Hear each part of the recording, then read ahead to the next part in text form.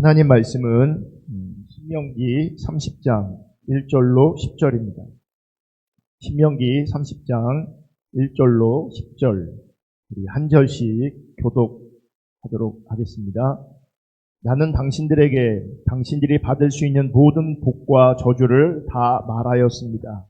이 모든 일이 다 이루어져서 당신들이 주 당신들의 하나님이 쫓아내신 모든 나라에 흩어져서 사는 동안에 당신들의 마음에 이 일들이 생각나거든 당신과 당신들의 자손은 주 당신들의 하나님의 하나님께로 돌아와서 마음을 다하고 정성을 다하여 오늘 내가 당신들에게 명령한 주님의 모든 말씀을 순종하십시오. 그러면 주 당신들의 하나님이 마음을 돌이키시고 당신들을 불쌍히 여기셔서 포로 생활에서 돌아오게 하여 주실 것입니다. 그리고 주 당신들의 하나님이 당신들을 그 여러 민족 가운데로 흩으신 데로부터 다시 모으실 것입니다. 쫓겨난 당신들이 하늘 끝에 가 있을지라도 주 당신들의 하나님은 거기에서도 당신들을 모아서 데려오실 겁니다. 주 당신들의 하나님이 당신들을 당신들의 조상이 차지했던 땅으로 돌아오게 하시어 당신들이 그 땅을 다시 차지하게 하실 것이며 당신들의 조상보다 더 잘되고 더 번성하게 하여 주실 것입니다. 주 당신들의 하나님이 당신들의 마음과 당신들 자손의 마음에 할례를 베푸셔서 순종하는 마음을 주실 것입니다. 그리하여 당신들이 마음을 다하고 정성을 다하여 주 하나님의 사랑하며 살 수 있게 하실 것입니다. 주 당신들의 하나님은 당신들의 원수와 당신들을 미워하고 괴롭히는 사람들에게 이 모든 저주를 내리실 것입니다. 그때에 당신들은 돌아와서 주님의 말씀을 순종하며 내가 오늘 당신들에게 명한 모든 명령을 지킬 것입니다. 그러면 주 당신들의 하나님은 당신들이 하는 모든 일에 복을 주시고 당신들 몸의 소생과 가축의 새끼와 땅의 소출을 풍성하게 하실 것입니다.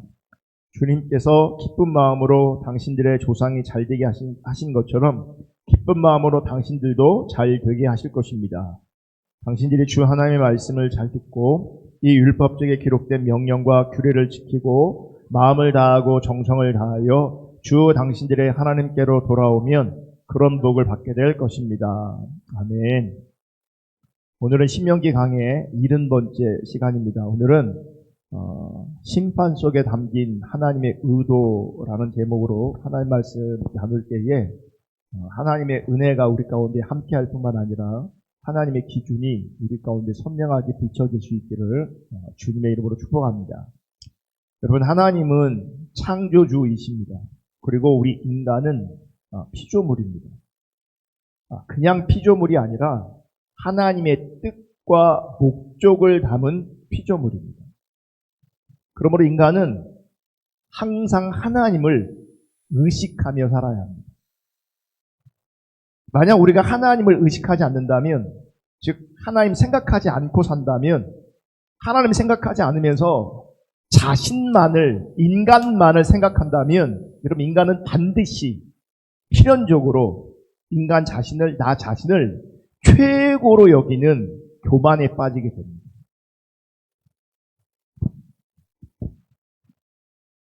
왜 우리가 그런 교만에 빠질 수밖에 없냐면, 인간을 만드시고 인간의 배후에서 우리의 역사 가운데 일하시는 그 하나님을 생각하지 않는다는 것은 결국 인간 스스로가 하나님 자리에 서게 되는 겁니다.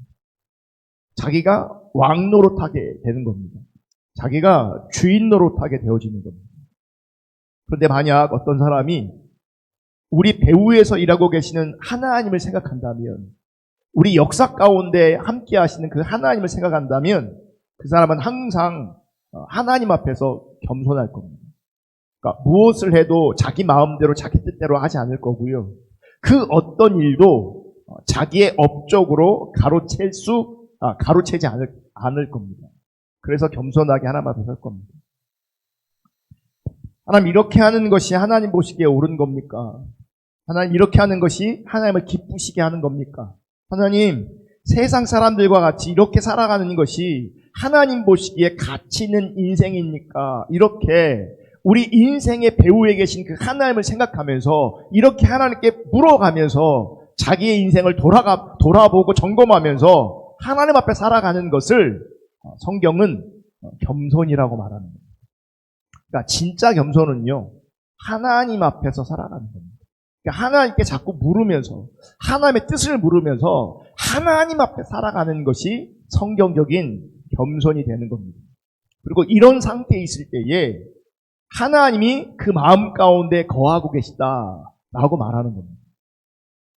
여러분, 하나님께서 인간을 만드신 다음에 내가 너희를 만들었으니까 이제부터는 너희 마음대로 살아라, 너희 뜻대로 살아라, 이렇게 우리를 내버려 두지 않으셨습니다. 하나님은 우리 인간을 창조하실 때부터 하나님이 원하시는 바가 있고요, 하나님의 목적이 있었고요, 하나님의 계획하신 바가 있었어요. 그렇기 때문에 하나님 나라를 위한, 나를 향하신 하나님의 뜻과 계획이 무엇인가를 끊임없이 묻고 살아가는 것이 우리에게 주어진 인생이라는 겁니다. 내가 살아가야 될, 혹은 살아내야 할 우리의 인생이라는 거죠. 그러니까 하나님 나라를 위한, 나를 향하신 하나님의 뜻과 계획과 목적이 무엇인가를 반드시 알아야 합니다. 그러니까 우리 인간은요, 간단하게 말하면 반드시 하나님 생각하며 살아야 합니다. 하나님을 인식하며 하나님을 의식하며 살아야 합니다. 그것이 우리 인생의, 우리 삶의 결론이 되는 거죠. 그러면서 우리 신앙을 점검할 때도요, 내 신앙을 점검할 때도 내가 항상 하나님께 물으며 살아가고 있는가, 하나님께 묻고 있는가, 하나님께 물으면서 하나님의 인도하심을 받는 그런 인생을 내가 살아가고 있는가 하는 관점에서 자기를 항상 점검하셔야 합니다. 그러니까 내가 하나님의 손 안에 붙잡혀 있는가, 아니면 하나님을 좀 떠나 있는가, 하나님의 손에서 벗어나 있는가, 하나님께 붙잡힌 인생을 내가 살아가고 있는가라고 하는 것을 항상 점검하고 체크해야 그게 신앙 생활이 되는 겁니다. 아멘. 우리가 이렇게 우리 인생 하나하나를 하나님께 묻고 살아갈 때에 내 인생 깊숙이 세밀하게 개입하여서 일하시는 그 하나님을 발견할 수 있게 되어주는 겁니다. 그리고 사실은 하나님께 자꾸 물어가면서 하나님의 인도하심을 받는 법을 우리가 훈련받아야 합니다. 배워가야 되고요. 그런 부분들이 하나님 앞에서 자라가야 됩니다. 지난주 4월 1일은 여러분 잘 아시는 것처럼 만우절이었습니다. 만우절은요, 악이 없는 어떤 장난스러운 어떤 거짓말이 허용되는 날입니다. 이날 어떤 그 한류 스타라고 하는 한 연예인이 자신이 코로나19에 확진받았다라고 SNS에 올렸습니다. 물론 거짓말이죠. 장난이었죠. 그러니까 만우절이기 때문에 장난친 겁니다. 하지만 이분의 글이 큰 파장을 일으켰습니다. 코로나19 때문에 많은 사람들이 지금 고통당하고 있는데 유명인으로서 부적절하지 않았다는 것. 그리고 확진받았다고 올려놓으니 얼마나 많은 사람들이 걱정했겠습니까? 그리고 두려워했겠습니까? 급기야 그 글 때문에요, 해외 방송 일정까지도 취소되는 일까지 바로 일어났습니다. 뭐가 문제인가? 그럼 그분이 분위기를 파악하지 못한 겁니다. 아무리 만우절이라고 해도 할 수 있는 장난이 있고 하지 말아야 되는 일이 있는데 이분이 전혀 분위기 파악을 못한 거죠. 그리고 공인으로서 자기 위치를, 자기 자리를 전혀 인식하지 못한 겁니다. 그러니까 본인은 장난이었기 때문에 억울할 수도 있고, 또 한편으로는 코로나19 사태 속에서 한편으로는 경각심을 심어주기 위해서 좋은 의도로 그랬다고 할지라도, 그렇게 변명하며 그렇게 억울해 할지라도요, 세상 사람들은요, 많은 사람들은요, 부적절한 처신이었다, 코로나 망언이었다라고 하면서 질책하고 있습니다. 그리고 분노하고 있습니다. 저는 이 사건을 바라보면서 항상 깨달은 게 뭔지 아세요? 우리가 분위기 파악하는 것이 굉장히 중요하구나. 분위기 파악하는 것이 정말 중요하구나라는 생각을 했습니다. 여러분, 한낱 분위기를 파악하는 것도 이렇게 중요한데 우리가 하나님의 뜻과 목적을 파악하는 것은요, 하나님의 뜻과 목적, 그 계획을 알아가는 것은요, 분위기 파악하는 것보다 훨씬 더 중요한 겁니다. 훨씬 더. 여러분, 잠시 분위기 파악 못하는 것은요, 잠시 그래도 해프닝으로 끝나지만, 하나님의 뜻과 목적을 알지 못하면, 우리가 하나님 그분을 알지 못하면, 우리의 생명과 우리의 영원한 삶에 문제가 생긴다는 것을 인식하시고 기억하셔야 합니다. 그러므로 여러분, 우리는 하나님 그분을 알아야 합니다. 하나님의 뜻을 알아야 합니다.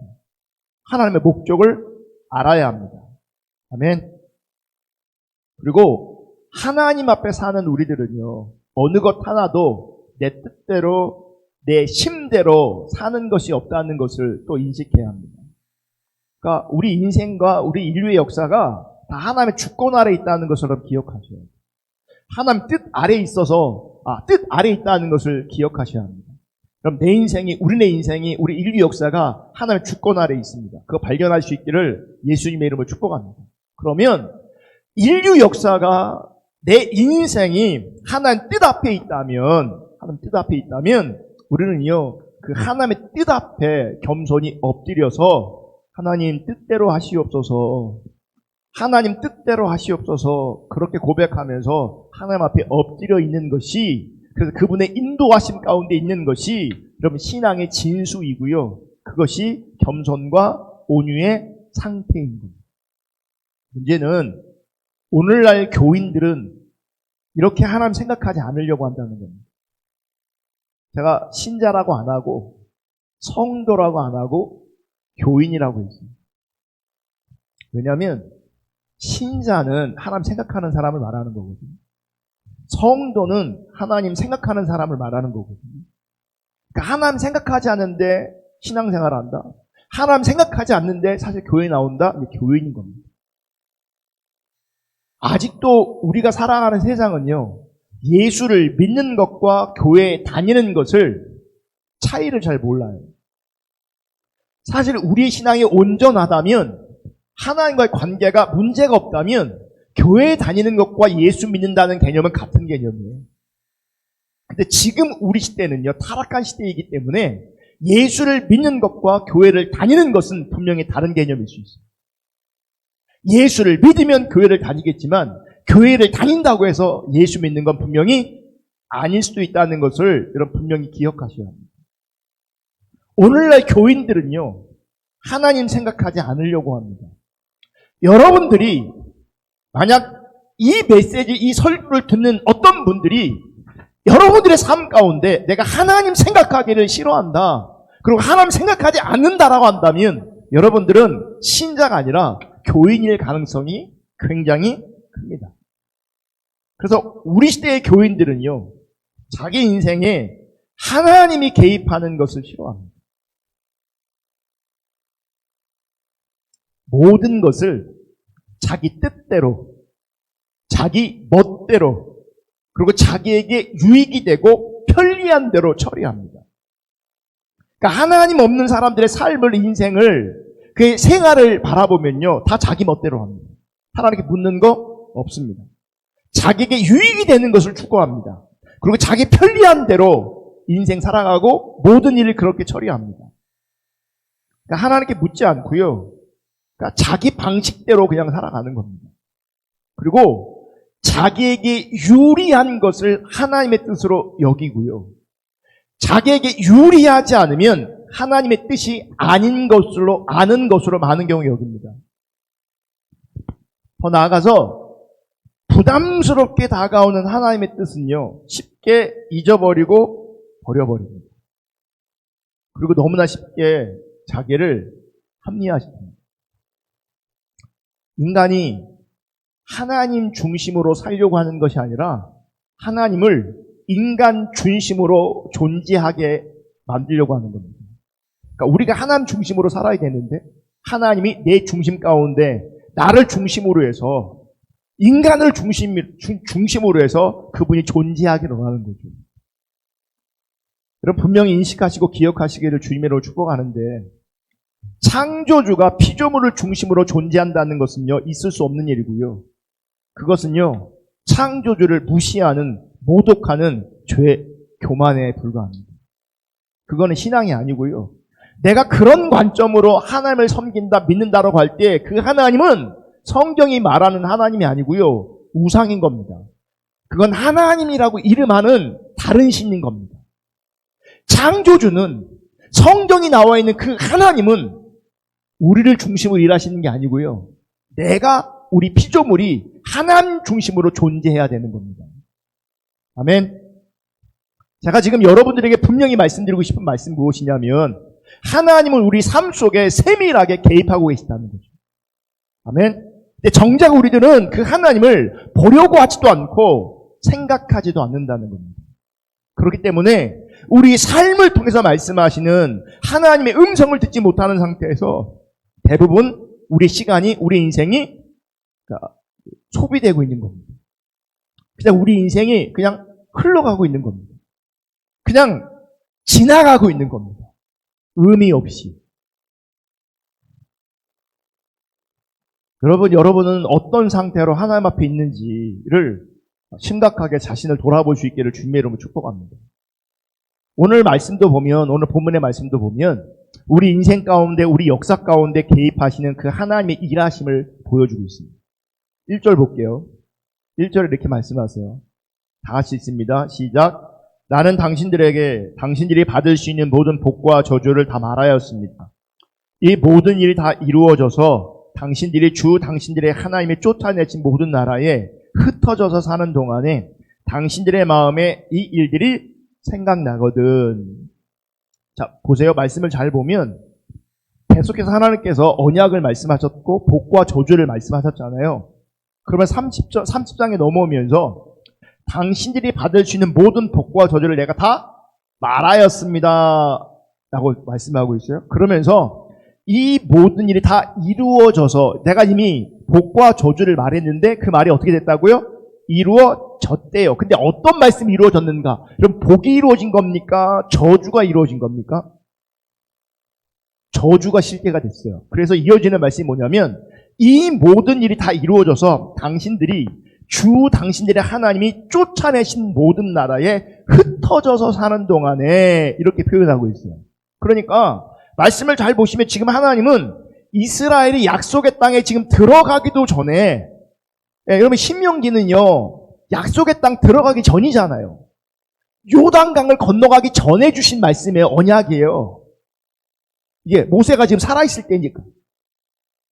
그러니까 가나안 땅에 들어가기도 전에 지금 무슨 말씀을 하시냐면 너희가 가나안 땅에서, 약속의 땅에서 쫓겨날 것이다 라고 하는 걸 말씀하고 있어요. 그 보이시나요?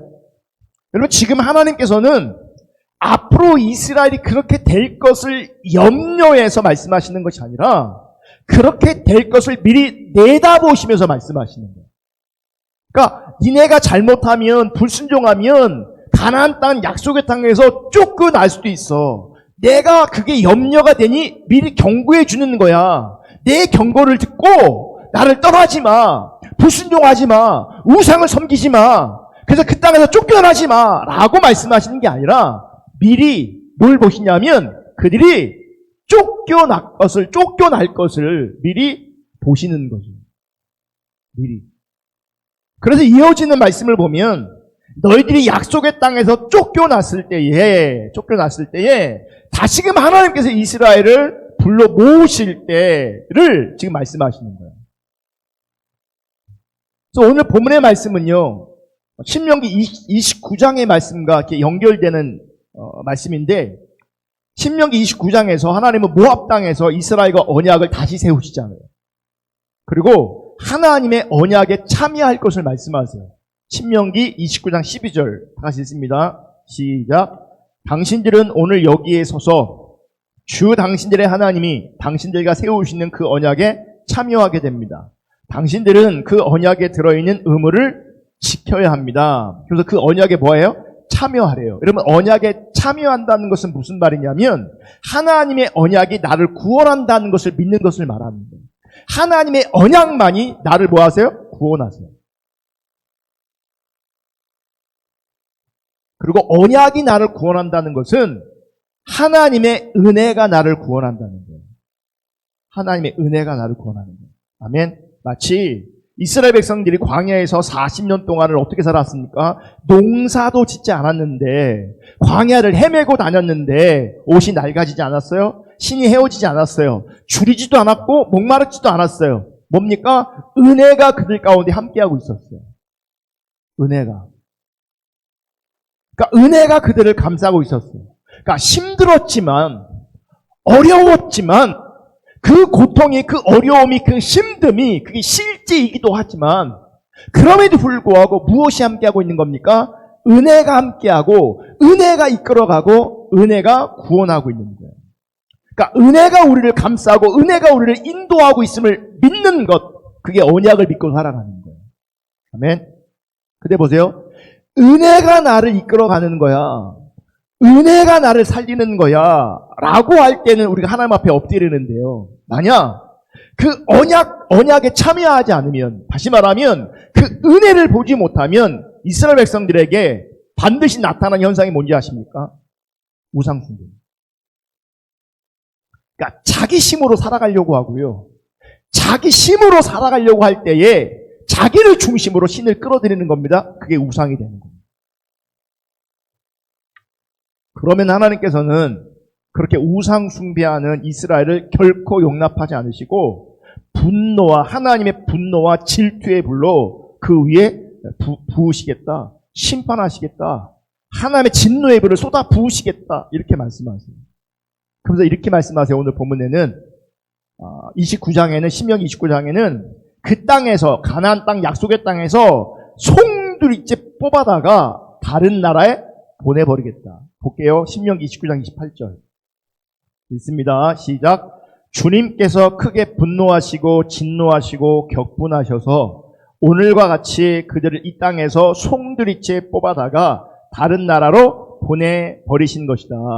여기 보면 우리 세번역은 다른 나라로 보냈다라고 표현되어 있는데요. 개역 개정 이렇게 되어 있어요. 다른 나라에 내 던지심이 오늘과 같다 하더라. 뭐냐면 집어 던지신 거예요. 그러니까 송두리째 뽑아다가 뭐 하는 거예요? 집어 던지는 거예요. 그러니까 다른 나라에 쫓겨가게 만드는 거죠.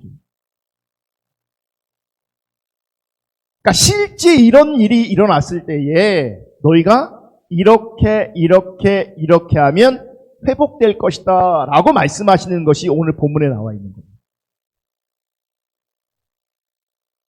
2절 3절 볼게요.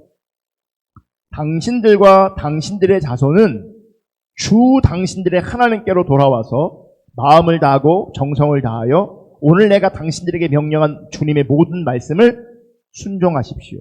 그러면 주 당신들의 하나님의 마음을 돌이키시고 당신들을 불쌍히 여기셔서 포로 생활에서 돌아오게 하여 주실 것입니다. 그리고 주 당신들의 하나님이 당신들을 그 여러 민족 가운데로 흩으신 데서부터 다시 모으실 것입니다.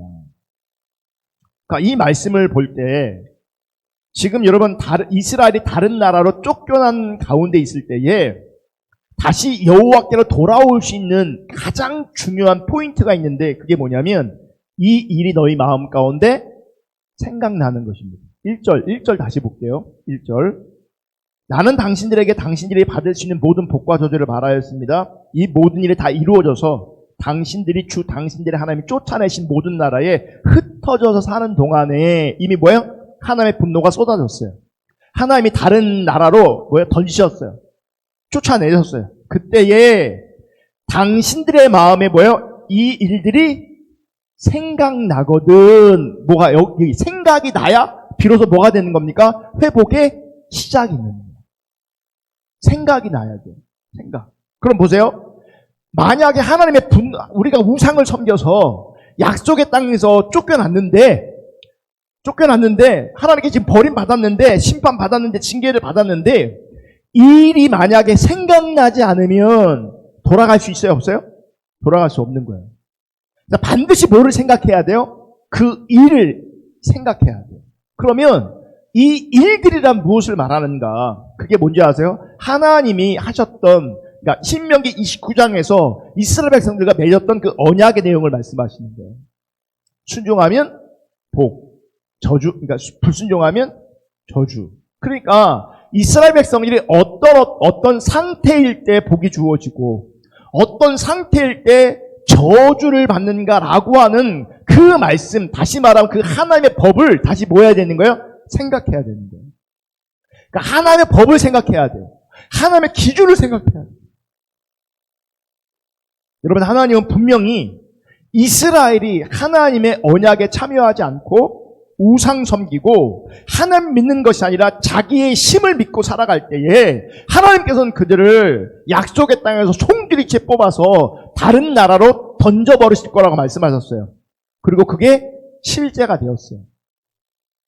실제가 되었어요. 그래서 이스라엘 백성이 실제로 다른 나라로 던짐을 당하고 쫓김을 당했을 때 하나님이 약속의 땅을 건너가기 전에, 약속의 땅을 들어가기 전에 그 하셨던 그 말씀을 기억한다면, 그 언약을 기억한다면 우리들이 왜 쫓겨났는지, 우리가 왜 다른 나라로 던진 바 되었는지를 알게 될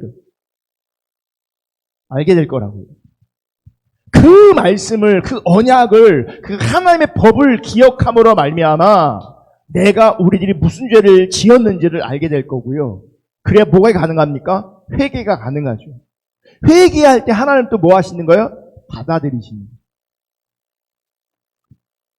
그러니까 여러분, 말씀을 잘 보면요, 여러분, 이거 우리가 사실 그 일반 교회에서 일반적인 신앙생활하는 자리에서는 우리가 많이 놓쳐버리는데, 오늘 말씀을 잘 보면 하나님이 이스라엘에게 기대하는 것은요, 약속의 땅에서 쫓겨나지 않은 인간이 되는 것이 아니에요. 너희들이 순종해서 잘해서 쫓겨나지 마, 심판받지 마가 아니에요. 이미 하나님은 뭘 아셨어요? 그들이 하나님을 버릴 거를 알았어요. 하나님의 은혜를 잊어버릴 것을 하나님은 알았어요. 그 땅에서 우상을 섬길 것을 알았어요. 그 땅의 풍족함에 빠져 살아갈 것을 알았어요. 그러니까 하나님은 이스라엘에게 기대가 없었던 거죠.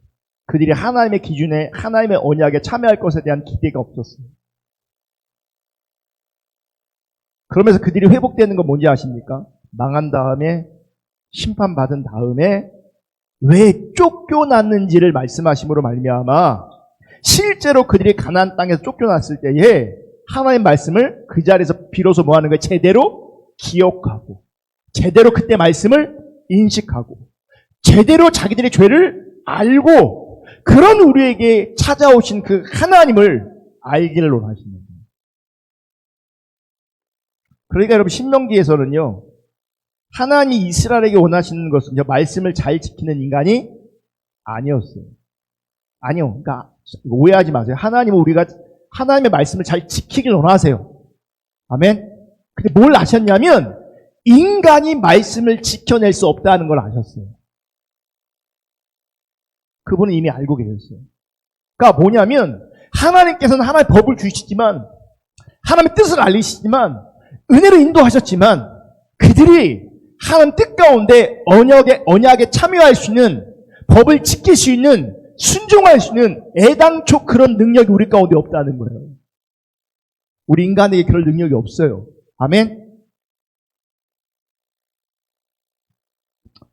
그러니까 정리해 보면 하나님께서 원하시는 것은요, 가나안 땅에 들어 보내주면서 말씀을 지킬 것을 원하지 않았다는 거예요. 원할 수 없죠. 인간이 그럴 능력이 없는데. 이런 우리들에게 하나님의 의도는 이런 심판을 통해서 하나님의 말씀을 다시 새기는, 새롭게 새기는 일이 있기를 원하시는 거예요. 그러니까 실패한 경험을 통해서 말씀을 다시 새겨라. 실패한 경험을 통해서 말씀을 새롭게 새겨라 라고 하는 것이 하나님의 의도인 거예요. 심판 속에 담겨있는 거예요. 그러니까 실패하기 전에 말씀을 대하는 느낌과 말씀에 의해서 하나님께 심판받고 징계를 받은 상태에서 다시 한번 말씀을 대하는 것은요, 완전히 다른 겁니다. 그러니까 그 전에는 뭔지 아세요? 가나안 땅, 요단강을 건너기 전에 언약이 임했잖아요. 그러면 우리 마음이 어떨 것 같아요? 말씀을 잘 지키겠습니다. 우리 절대 우상 섬기지 않을 겁니다. 우리 절대 돈 사랑하지 않을 겁니다. 우리 절대 세상 사랑하지 않을 겁니다. 그러고 가나안 땅에 들어갔단 말이죠. 근데 그들은 어떻게 합니까? 네, 그들은 하나님 섬기지 않아요. 하나님 버려요. 돈을 더 사랑해요. 그 땅의 풍족함에 빠져 있어요. 교만해져요. 신앙의 본질은 사라지고 의식만 남게 돼버려요. 그럴 때 하나님 뭐 하세요? 이미 말씀하신 대로 심판하세요. 다른 나라로 던져버려요. 송두리째 뽑아갖고 던져버리세요. 그러면 그때 말씀을 다시 기억하고 생각했을 때 그 말씀은 처음 들었을 때 말씀과 실패를 통해서 심판을 겪고 난 이후에 들은 말씀은요, 전혀 다르다는 거죠. 다시 들은 말씀, 다시 새롭게 다가오는 그 말씀은요, 그 말씀을 통해서 자신들의 실패를 낱낱이 고백합니다. 고발합니다. 그리고 그 실패 속에서 자리하고 있는 하나님의 긍휼과 자비하심에 대해서 새롭게 눈이 떠지게 되는 거죠. 그러니까 그전에는 자기 힘으로 그 메시지를, 자기 힘으로 계명을, 율법을 지키려고 했다면 이제는 뭐 하세요? 내 힘으로 지켜낼 수 없구나라고 하는 것을 절박하게 깨달으면서 그 속에 담겨있는 하나님의 은혜와 사랑과 자비를 발견하게 됩니다. 그렇게 되면 참된 이스라엘은요, 오직 하나님의 긍휼과 자비하심만을 노래하는 참된 이스라엘로 거듭나게 되어집니다. 그게 신명기의 말씀이고요, 오늘 본문의 말씀입니다. 여러분 잘 들으세요. 구원이란 우리 쪽에서, 인간 쪽에서 대충 말씀을 지킴으로 이루어나는 사건이 아니에요. 구원이란 것이 하나님의 관점에서는, 영적인 섭리 안에서는 굉장히 쉽게 표현될 수도 있는데, 그럼에도 불구하고 구원이란 것이 대충 말씀을 지키는 자리에서 일어나는 게 아니라고요. 종교적인 의식 혹은 교회 다니는 것으로 구원이 일어나는 게 아니라고요. 아멘. 그러니까 우리 시대가 타락한 이유 중에 하나가 뭐냐면, 교회를 다니는 것과 예수 믿는 개념이 사실은 다른데 같은 걸로 이해하면서 교회를 다니면 이미 구원받은 것으로 많은 사람들에게 뭐예요? 가르쳐줬어요. 그래서 많은 교회는요, 교회 안의 메시지가 구원받음을 전제하고 가르쳐요. 구원받았음을 전제해요. 그래서 뭐예요? 하나님의 메시지와 우리의 상태가 어긋나 버렸어요. 구원받지 못한 사람들한테 회개를 외쳐야 되거든요. 돌아오라고 말해야 되는데, 구원받지 않았는데 구원받다고 생각하니까 뭐예요? 하나님의 음성을 제대로 들을 수가 없어요. 하나님의 말씀을 제대로 읽을 수가 없어요. 구원은요, 우리 쪽에서, 인간 쪽에서 대충 말씀을 지킴으로 말미암아 몇 가지 종교적인 의식을 행함으로 말미암아 구원이 이루어지는 게 절대 아닙니다. 여러분, 구원은요, 말씀에 실패한 자리에서 구원이 일어나는 거예요. 그러니까 인간 쪽에서 하나님의 말씀을 지킬 수 없음을 절박하게 깨닫고 그것을 인정하고 회개하고, 그래서 하나님의 긍휼과 하나님의 사랑과 하나님의 은혜와 하나님의 자비하심에만 모든 희망을 거는 겁니다. 거기에 소망이 있는 겁니다. 구원이. 내가 무언가를 해서 구원받는 것이 아니라, 우리는 말씀에 실패했고 우리는 그것도 소망도 없고 가능성도 없기에 하나님 앞에 납작 엎드려서 회개하면서 오로지 우리가 구할 수 있는 것은 하나님의 긍휼밖에 없는 거예요. 오직 우리가 구할 수 있는 것은 하나님의 은혜밖에 없는 거예요. 우리가 구할 수 있는 것은 하나님의 자비하심밖에 없는 거예요. 그 하나님의 은혜와 긍휼과 자비하심만이 우리의 유일한 소망되는 것. 그게 구원이에요. 그게 구원이다. 그러니까 보세요. 말씀에 실패한 자신을 발견하지 못하면, 그러니까 말씀에 순종할 수 없는 철저하게 선함이었고 타락한 자신을 발견하지 못하면 구원은 일어날 수 없어요. 그러니까 자기에게 그러한 작은, 그러니까 인간에게 나에게 구원에 있어 어떤 소망하는 어떤 희망의 끈이 조금이라도 나에게 있다면 그분은 구원받을 수 없어요. 구원은 내 쪽에서 아무것도 할 수 없는 거예요. 구원은 내 쪽에서 아무런 가능성도 없는 거예요. 아멘. 아멘. 철저하게 말씀에 실패한 자리에서 말씀을 지킬 수 없는 나를 인식하는 자리에서 회개하고 하나님의 긍휼을 붙잡는, 하나님의 은혜만 붙잡는, 하나님의 자비하심만 유일한 우리의 소망되고 희망이 되는 그 자리가 구원의 자리예요. 그러니까 말씀에 실패한 자신을 바라보지 못하면, 인식하지 못하면 구원 없고요. 그분 하나님 안다고 말할 수 없는 겁니다. 또한 하나님의 사랑과 자비, 긍휼 이런 거 온전히 비춰지지 않는 거죠. 그래서 여러분 적당히 혹은 부분적으로 혹은 자기식으로 말씀을 지키고 있는 것처럼 보이는 것은요. 결단코 말씀을 지키는 게 아닙니다. 다른 말로 적당히 혹은 부분적으로 혹은 자기식으로 말씀을 지키고 있는 것처럼 착각하는 것, 그건 절대 말씀을 지키는 게 아닙니다. 성경이 말하는 하나님의 기준은 인간은요 절대로 하나님 말씀을 지킬 수 없다는 겁니다. 아멘. 그러면 이제 우리가 좀 곤란해집니다. 뭐가 곤란해지냐면 오늘 본문을 읽어보면 또 뭘 또 순종을 말씀하시거든요. 순종을 또 말씀하세요. 그러니까 순종을 말씀했는데 우리가 실패했잖아요. 그죠? 그러면서 뭘 깨달아요? 우리가 순종할 수 있는 존재가 아니다. 말씀을 지켜내신 존재가 아니다를 깨닫잖아요. 근데 다시금 하나 뭘 말씀하시냐면 순종을 또 말씀하세요. 자, 2절 볼게요. 2절. 당신들과 당신들의 자손은 주 당신들의 하나님께로 돌아와서 마음을 다하고 정성을 다하여 오늘 내가 당신들에게 명령한 주님의 모든 말씀을 뭐 하라고요? 순종하래요. 그러니까 순종하면 3절부터 보면 복이 주어진대요. 자, 3절. 그러면 주 당신들의 하나님의 마음을 돌이키시고 당신들을 불쌍히 여기셔서 포로 생활에서 돌아오게 하여 주실 것입니다. 그리고 주 당신들의 하나님이 당신들을 그 여러 민족 가운데로 흩으신 대로부터 다시 뭐 하신다고요? 다시 돌아오게 하신대요. 다시 모으실 거래요. 그리고 8절부터 10절에 보면 돌아와서 다시 말씀에 순종하면 복을 주신대요. 읽어볼게요. 8절. 그때 당신들은 돌아와서 주님의 말씀을 순종하며 내가 오늘 당신들에게 명한 모든 말씀을 지킬 겁니다. 9절. 그러면 주 당신들의 하나님은 당신들이 하는 모든 일에 복을 주시고 당신들 몸의 소생과 가축의 새끼와 땅의 소출을 풍성하게 하실 것입니다. 주님께서 기쁜 마음으로 당신들의 조상이 잘되게 하신 것처럼 기쁜 마음으로 당신들도 잘되게 하실 것입니다. 당신들이 주 하나님의 말씀을 잘 듣고 이 율법책에 기록된 명령과 규례를 지키고 마음을 다하고 정성을 다하여 주 당신들의 하나님께로 돌아오면 그런 복을 받게 될 것입니다.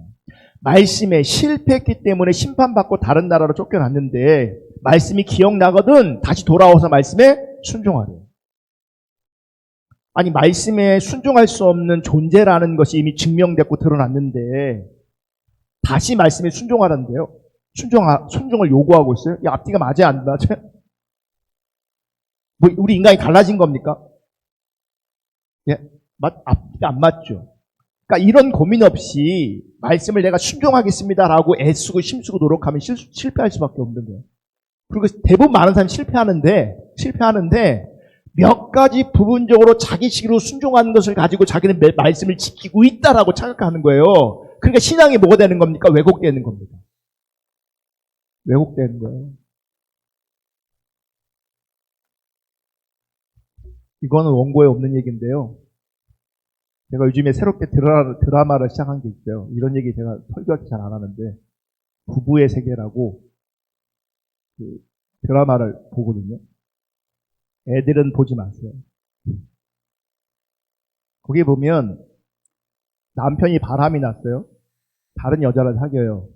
근데 남자가 바람 나기 전에, 그러니까 바람 난 것을 모를 때까지 그 여자는 되게 행복해요. 우리 가정은 완벽하다. 근데 문제는 바람이 났고요. 이 여자 중심으로 해서 주변에 친구들이 있는데 이 친구들이 내 남편이 바람피우고 있는 것을 다 알고 있었어요. 누구만 몰랐냐면 아내만 몰랐어요. 그리고 이 아내 빼고 다른 커플들이 같이 모두 하냐면 여행도 갔다 왔어요. 여행도. 다 아는 지인들인데. 가깝게 지내는 사람들인데. 이런 얘기하니까 막 몰입이 되네. 제가 지금 뭐 얘기하려고 하나 보세요. 남편이 바람 피는 것을 안 사실 이후부터 그의 행복은 다 깨졌어요. 근데 보세요. 그 전에도 이미 남편은 바람을 폈고 주변에 많은 사람들을 남편이 바람 피는 거 다 알고 있었어요. 누구만 몰랐어요? 자기만 몰랐고 모르는 그 자리에서 자기는 행복감을 느끼고 있었어요. 그럼 보세요. 내가 모르는 자리에 느끼고 있는 그 행복은 진짜입니까? 가짜입니까? 그러니까 내가 행복하다고 느끼는 것도요, 그건 가짜일 수 있어요. 내가 행복을 느끼고 있으니, 기쁨과 만족을 느끼고 있으니, 나는 전혀 이게 행복이 아니다, 기쁨이 아니다, 뭐 이런 거 못 느낄 수, 그러니까 그렇게 생각하지 못하겠지만, 실제 전지적 관점에서 보면, 나만 몰라요. 그럼 그 상태가 진짜 행복한 상태인가? 속고 있는 그 상태가 행복한 상태인가? 그렇지 않잖아요. 그러니까, 내가 말씀을 몇 가지 지켜내는 것 때문에 만족감이 있고 기쁨이 있고 행복함이 있을지라도 그게 가짜일 수 있다고요. 속는 거죠. 그게 드러나기 전까지는요, 자긴 진짜라고 생각하는 거예요. 자긴 잘하고 있다고 생각하는 거예요. 바람핀 남편은 들키지만요, 거짓 신앙은 들키기가 쉽지 않습니다. 거짓 신앙을 내가 인식하는 건 결단코 쉽지 않습니다. 특별히 우리 시대.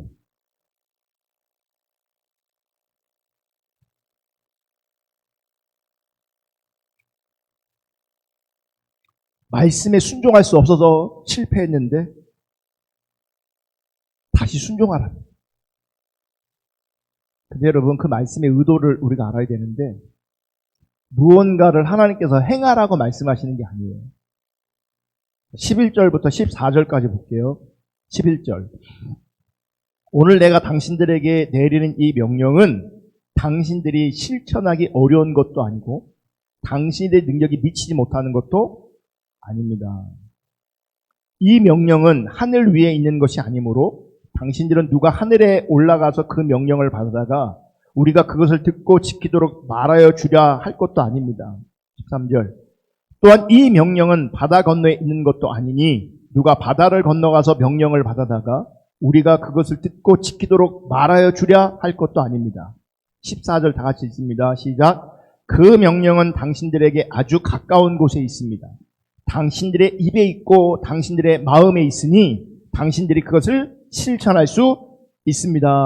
여러분, 말씀을 잘 보면 하나님의 명령을 행할 수 있는 조건은 무엇이냐면 말씀이 우리 입이 있을 뿐만 아니라 어디에 있어야 돼요? 마음에 있어요. 사실 우리는 하나님의 법 혹은 하나님의 기준, 하나님의 명령을 직면했을 때에 사실 고민이 큽니다. 사실 여러분, 하나님 말씀하실 때 할렐루야! 하나님의 어떤 법들이 우리 가운데 기준들이 비춰질 때 할렐루야! 하는 사람 누가 있어요? 다들 마음에 부담이 있죠. 고민이 있습니다.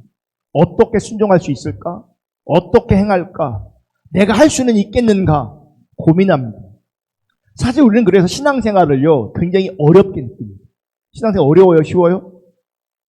어려워요? 쉬워요? 어려운 게 정직한 거예요. 어려운 게. 내가 쉽다라고 말한다, 쉽다라고 생각하는 거 둘 중에 하나예요. 그 진짜 하나님의 사람이기 때문에 그럴 수 있고, 아니면 착각하는 거예요. 근데 성경을 보면요, 하나님의 명령은 어려운 것도 아니다, 먼 것도 아니다, 다시 말하면 쉽다 이렇게 말하잖아요. 하늘 위에 있는 것도 아니다, 바다 건너에 있는 것도 아니다.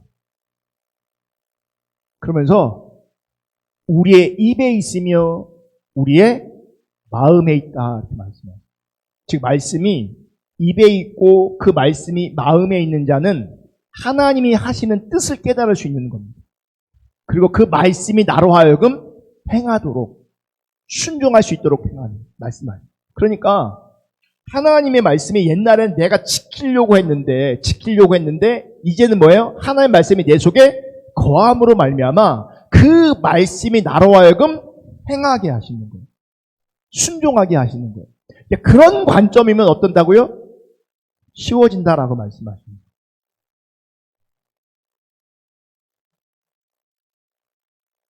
그래서 여러분, 말씀이 우리 마음 가운데 있게 하시는 것은 누구의 일이냐면 우리의 일이 아니라 하나님의 일이에요. 그것 때문에 누가 일하신 거냐면 지금 하나님이 일하시는 거예요. 하나님께서 우리 마음에 말씀을 두시고 그 말씀으로 깨닫게 하시고 그 깨달음을 따라 살아가도록 만드시는 거예요. 아멘. 그래서 이제는 내가 행하는 것이 아니라 내 속에 말씀이 스스로 행하는 것. 그것을 성경은 말씀이 내 속에 거하는 것이다. 말씀이 내 안에 있는 것이다. 라고 말씀하시는 거예요. 근데 또 이렇게 말하면 어떤 분들이 이렇게 생각할 수 있어요. 말씀이 내 마음에 있으면 행할 수 있다. 그 행함을 율법, 법 하나를 다 순종할 수 있고 행할 수 있다라고 우리가 또 오해합니다. 그렇게 오해하면 안 되고요. 여러분, 율법은 뭐냐면 하나하나 실천하라고 말씀하시는 것이 아니고요. 율법이 함유하고 있는 그 정신을 우리에게 말해주고 있는 겁니다. 그래서 뭐요? 구약의 율법과 지금의 우리가 순종하는 거, 지켜야 되는 게 다르잖아요. 많이 달라졌거든요. 근데 뭐가 똑같아요? 정신이 똑같은 거. 그러니까 그 율법의 정신은 예나 지금이나 살아있는 거예요. 근데 그 율법의 정신이 뭐예요? 헤세드입니다. 그 율법의 정신이 헤세드, 즉 사랑이 되는 겁니다. 근데 보세요. 하나님의 하나님의 율법은 헤세드, 즉 사랑인데 그 하나님의 말씀을 통해서 무엇을 우선적으로 우리가 발견해야 되냐면 사랑 없는 나를 발견해야 돼요. 그러니까 구약은 기준이 있고 말씀이 있고 법이 있으면 지켰냐 안 지켰냐를 따졌거든요. 우리가 그런 식으로 따졌단 말이죠. 근데 지금은 뭐냐면 하나님의 정신 앞에 내가 합당한가 합당하지 않은가예요. 그러니까 하나님의 율법의 정신이 뭐냐고요? 사랑이라 그랬잖아요. 그럼 날 뭘 봐야 되는 거예요? 내 삶의 기초에 사랑이 있는가? 나에게 헤세드가 있는가? 그거를 봐야 되는데 우리 인간은 말씀을 지킬 수 있는 자원과 능력이 있다고요? 없다고요? 없지요. 그러면 우리가 뭘 발견해야 되는 거예요? 우리가 뭘 인정해야 되는 거예요? 사랑 없음을 발견해야 해요. 사랑 없음을 깨달아야 돼요. 사랑 없는 말씀에 실패한 우리를 바라보고 인정할 수 있어야 됩니다. 여러분, 인정되십니까? 내가 사랑 없는 자인 것이 인정이 되냐고요. 되시기를 주님으로 축복합니다. 네.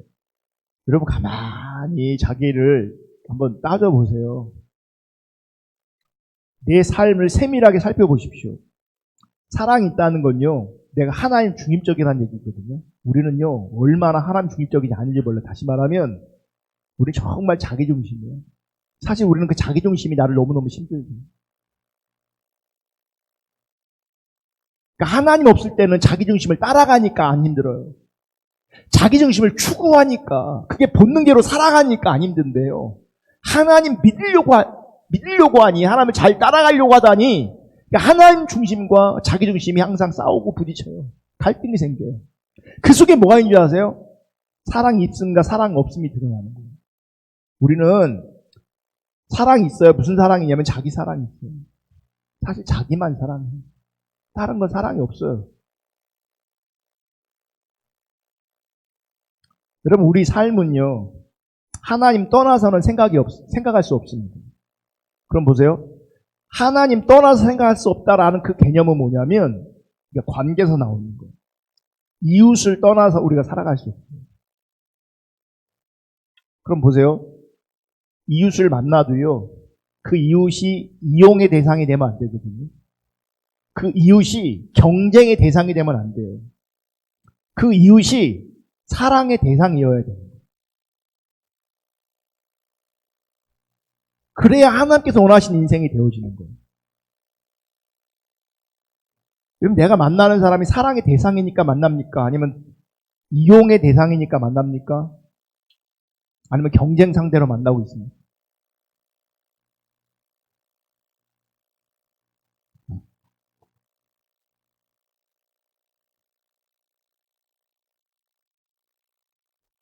우리 삶에 일어나는 모든 현장에서 정말 이웃 사랑하고 하나님 사랑하는 모습이 우리 가운데 있는가 돌아보면 우리는요, 그 하나님 말씀 앞에, 하나님 뜻 앞에 실패한 나 자신을 발견할 수밖에 없습니다. 여기서 중요합니다. 우린 사랑이 없습니다. 우리 말씀에 실패한 자입니다. 근데 이 상태에 누가 오시는 거냐면 말씀의 완성자이신 예수님이 오십니다. 할렐루야. 할렐루야. 그러면서 실패하고 있는 내 모습을 발견하고 인식할 뿐만 아니라 더 나아가서 그런 나에게 오신 예수를 바라보는 겁니다. 그게 믿음인 거죠. 그게 믿음인 거예요. 그러니까 이런 상태에서 예수를 바라볼 때에, 십자가를 바라볼 때에 그 예수가 내 안에 거하는 것, 그 예수가 내 마음 가운데 계신 것, 그렇게 되면 그분이 나를 뭐요? 이끌어 가실 거라는 거죠. 그분이 나를 이끌어 가시면, 성령이 그렇게 나를 이끌어 가시면 하나님 명령은 먼 데 있는 것이 아니라 어디에 있는 거예요? 내 안에 있게 되어지는 거예요. 어려운 게 아니라 어떻게 되는 거예요? 쉬워지는 거죠. 내가 그렇게 하는 게 아니라 내 안에 계신 그분이 그렇게 하십니다. 따라서 믿음 있는 사람은요, 자기를 보는 게 아니라 누구를 봅니까? 예수를 봅니다. 그분을 따라갑니다. 이게 말씀을 행하는 겁니다. 그러니까 무언가를, 어떤 조건들을, 어떤 룰을 지켜내는 게 아니고요, 예수만 바라보는, 예수를 따라가는, 그게 말씀을 행하는 거라고요. 아멘. 그래서 여러분, 성경이 말하는 참된 신자에게 생명은요, 예수가 생명이고 말씀이 생명인 거예요. 아멘. 그래서 여러분, 여러분의 삶 자체를 돌아보셔야 합니다. 그러니까 내 삶이 뭐가 되냐면 내가 하나님 앞에 온전한가 온전하지 않은가 드러내는 기준이 되는 겁니다. 그러니까 자기를 점검할 수 있는 기준이 뭐가 되는 거라고요? 내 상태와 내 삶이 되어지는 거예요. 뭐냐면 내 삶에서 내가 무엇을 가치 있게 여기는가, 내가 무엇을 소중히 여기는가, 그게 내 삶이잖아요. 그죠? 그러니까 내 삶이 생명이신 예수 앞에 있는가 아니면 세상 앞에 있는가가 내 삶이 뭐하고 있는 거예요? 드러내고 있는 거라고요.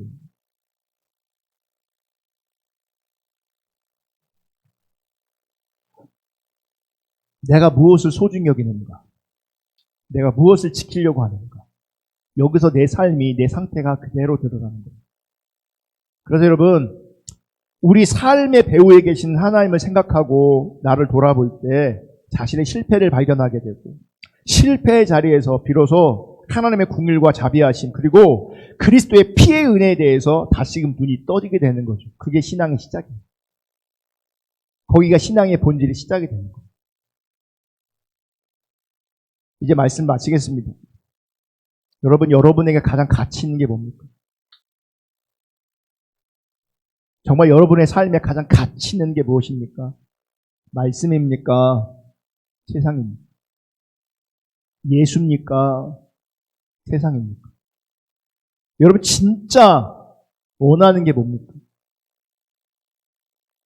말씀이 예수가 여러분의 입과 마음에 있는 겁니까? 아니면 이 땅에서 돈을 많이 가지는 겁니까? 이 땅에 어떤 것들을 많이 누리는 겁니까?